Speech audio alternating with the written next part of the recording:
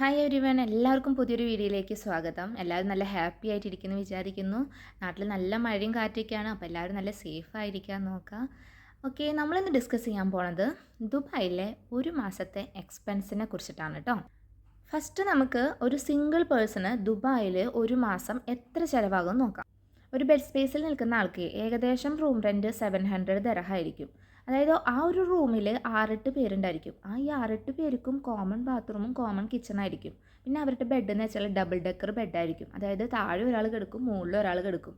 ഈ താഴെ കിടക്കുന്ന ആൾക്ക് എപ്പോഴും റൂം റെൻറ്റ് കൂടുതലായിരിക്കും, മുകളിൽ കിടക്കുന്ന ആൾക്ക് റൂം റെൻറ്റ് കുറവായിരിക്കും.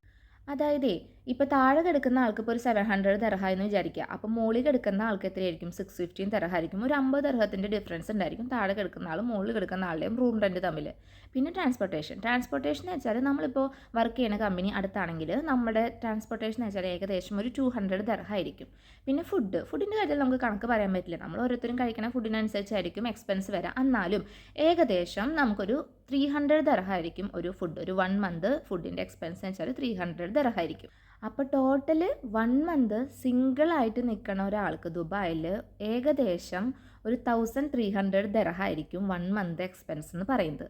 ഇനി ഇതേപോലെ തന്നെ ബെഡ് സ്പേസ് അല്ലാതെ നമുക്ക് റൂം പാർട്ടീഷനായിട്ട് നമുക്ക് കിട്ടും കേട്ടോ. അത്യാവശ്യം ഒരു പ്രൈവസിക്കും ആഗ്രഹിക്കുന്ന ആൾക്കാരാണെങ്കിൽ നമുക്ക് പാർട്ടീഷൻ റൂം എടുക്കാം കേട്ടോ. ഈ പാർട്ടീഷൻ റൂമിൻ്റെ 1 മന്ത് റൂം റെൻറ്റ് എന്ന് വെച്ചാൽ ഒരു 1700 ദിർഹ ആയിരിക്കും ഏകദേശം ഒരു റൂം റെൻറ്റ് എന്ന് വെച്ചാൽ. പിന്നെ ഫുഡിൻ്റെ എക്സ്പെൻസ് 300, ട്രാൻസ്പോർട്ടേഷൻ 200 എല്ലാം കൂടിയിട്ട് ഒരു പാർട്ടീഷൻ റൂമിൽ നിൽക്കുന്ന ഒരാൾക്ക് ഏകദേശം ഒരു 2300 റേഞ്ചിലായിരിക്കും 1 മന്ത് എക്സ്പെൻസ് എന്ന് വെച്ചാൽ.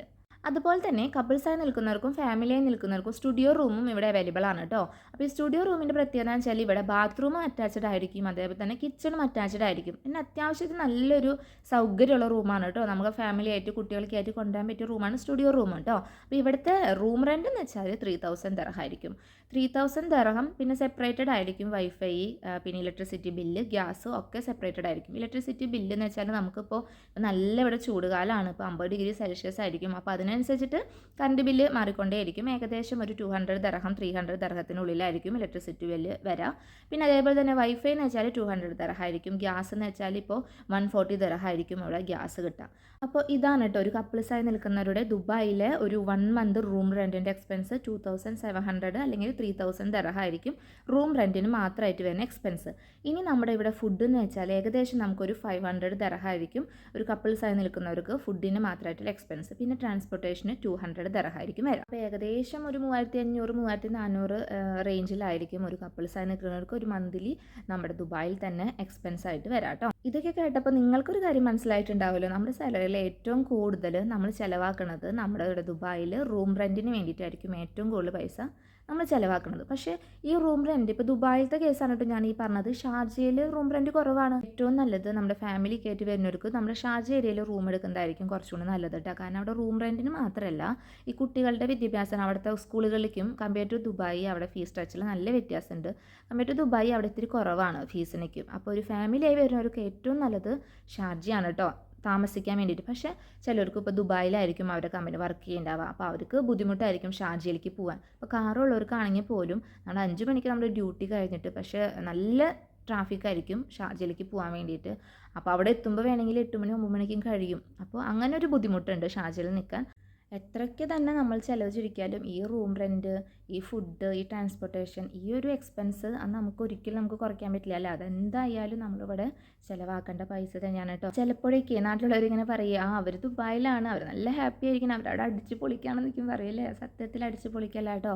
നമ്മളിവിടെ വന്നിരിക്കുന്നത് എന്താണ്, നമുക്ക് എല്ലാവർക്കും ഓരോരുത്തർക്കും ഓരോ സ്വപ്നങ്ങളുണ്ടല്ലേ. ചിലർക്ക് എന്താണ് ഒരു പുതിയ വീട് വെക്കണം, അല്ലെങ്കിൽ മക്കളുടെ കല്യാണം നല്ല രീതിയിൽ കഴിപ്പിച്ച് കൊടുക്കണം, അല്ലെങ്കിൽ നല്ല രീതിയിൽ കുട്ടികളെ പഠിപ്പിക്കണം. അപ്പം എല്ലാവർക്കും ഓരോരോ സ്വപ്നങ്ങളായിട്ടായിരിക്കും വന്നിട്ടുണ്ടാവുക.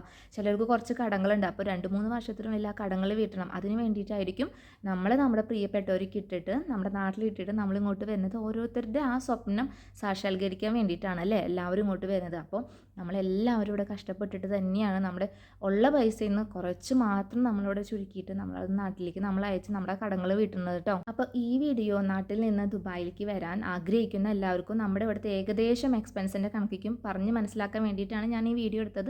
അത് കുറച്ചെങ്കിലും പേർക്ക് അത് മനസ്സിലായിട്ടുണ്ടാവുമെന്ന് വിചാരിക്കുന്നു. ചില പേർക്കെങ്കിലും ഇങ്ങനെ ഒരു ചെറിയ ഡൗട്ട് വരാട്ടോ, എന്താ ഇത്രയും എക്സ്പെൻസ് ആവുമല്ലോ, റൂം റെൻറ്റ് തന്നെ അവിടെ ഇത്ര കൊടുക്കണം, ട്രാൻസ്പോർട്ടേഷൻ ഇത്ര രൂപയാവും, ഫുഡിന് ഇത്ര രൂപയാവും, പിന്നെ ഞാൻ അവിടെ പോയിട്ട് പണിയെടുത്തിട്ട് എന്താ കാര്യം, ഇങ്ങനെ ഒരു ചെറിയ ഡൗട്ട് ഉണ്ടാവും കേട്ടോ. പക്ഷേ നിങ്ങൾ അങ്ങനെയൊന്നും പേടിക്കേണ്ട കേട്ടോ. ഒരു ഫ്രഷർക്ക്, ഒരു വർഷം നാട്ടിലേക്കും എക്സ്പീരിയൻസ് ഉള്ള ഒരാൾക്ക് ഏകദേശം ഒരാൾക്ക് കിട്ടണ മിനിമം സാലറി എന്ന് വെച്ചാൽ ഇവിടെ 2500 ദർഹമാണ് കേട്ടോ. അതായത് നാട്ടിലത്തെ 50-55,000 രൂപ നമുക്കിവിടെ കിട്ടും. അതിൽ നമ്മുടെ ഈ റൂം റെൻറ്റും കാര്യങ്ങളൊക്കെ പോയിട്ട് നമ്മൾ പ്രതീക്ഷിക്കുന്ന ഒരു പൈസ നമുക്ക് വന്നപ്പോൾ തന്നെ നമുക്ക് കിട്ടില്ല. വന്നപ്പോൾ തന്നെ ആർക്കും, ഒരു എക്സ്പീരിയൻസ് ഇല്ലാത്ത ഒരാൾക്കും 1 ലക്ഷം 2 ലക്ഷം രൂപ സാലറി നമുക്ക് കിട്ടില്ല അല്ലേ. അപ്പോൾ നമ്മളിവിടെ വന്ന് 2500 ഉള്ളൂ, അതവിടെ നമ്മൾ നിൽക്കുക, ആ കമ്പനിയിൽ തന്നെ നിൽക്കുക. ആ കമ്പനിയിൽ 1 വർഷം 1.5 വർഷം കഴിയുമ്പോഴും അവർ നമ്മുടെ സാലറി നമ്മൾ കൂട്ടും. അപ്പോൾ ഒരു 2-3 വർഷം 5 വർഷത്തേക്ക് നമുക്ക് ഇവിടെ എക്സ്പീരിയൻസ് ആയിക്കഴിഞ്ഞ് ഈ പറയുന്ന സാലറിക്ക് നമുക്ക് എത്താൻ പറ്റും. ഈ പറഞ്ഞ സാലറിയേക്കാളും കൂടുതൽ നമുക്ക് എത്താൻ പറ്റും. നമുക്ക് നമ്മുടെ ജോലിയോടുള്ള ഒരു ആത്മാർത്ഥത, നമ്മൾ ചെയ്യുന്ന വർക്ക്, അതിനനുസരിച്ചിട്ട് നമ്മുടെ സാലറി ഇവിടെ കൂടും.